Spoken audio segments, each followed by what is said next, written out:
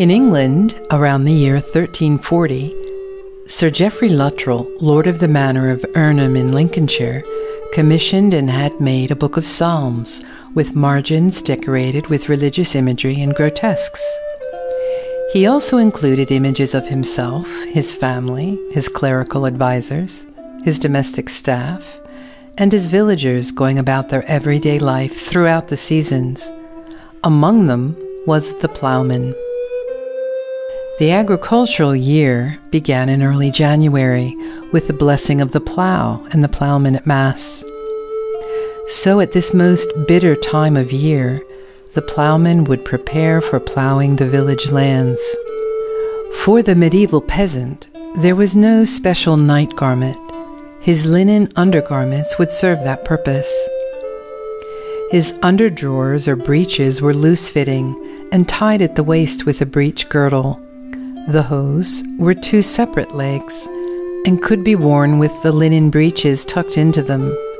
There were gaps in the waistband of the breeches to allow access to the breech girdle so that the hose could be attached and tied into place.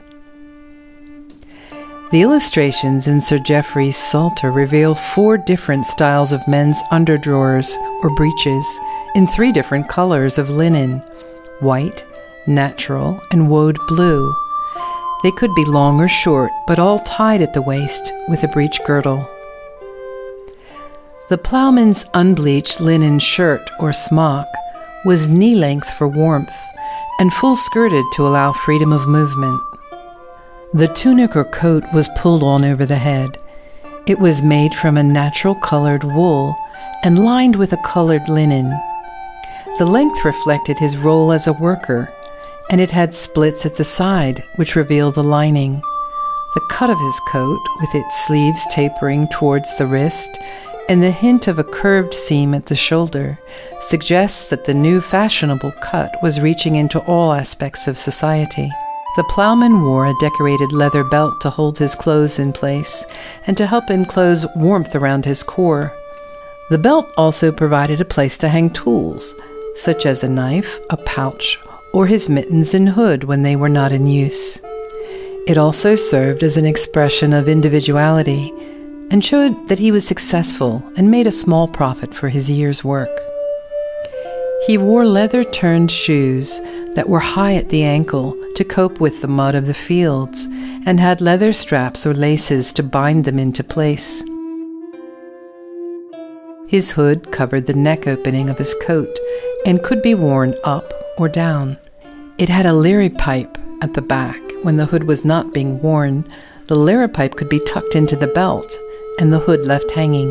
The ploughman's hat was made from dense felted wool to keep off the wind and rain, and could be worn forwards or backwards. Split mittens helped to protect the hands from the elements and from the hard work. They allowed more dexterity than conventional mittens. The work of the ploughman was skilled and demanding. It was tough work keeping the plough true, and it's noticeable that the oxen goater needed an extra layer of clothing in the same conditions. The ploughman was a respected and vital member of the medieval community. Chaucer describes the ploughman in the Canterbury Tales as an honest, hard-working man who pays his tithes to the church and who is willing to plough the fields of a man too poor to pay. But the Luttrell Psalter was never completed.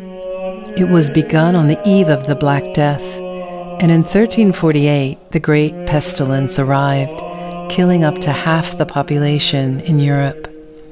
So many people died in England that villages were depopulated and gradually abandoned, and the fields last ploughed by the medieval ploughmen were left to turn to grass.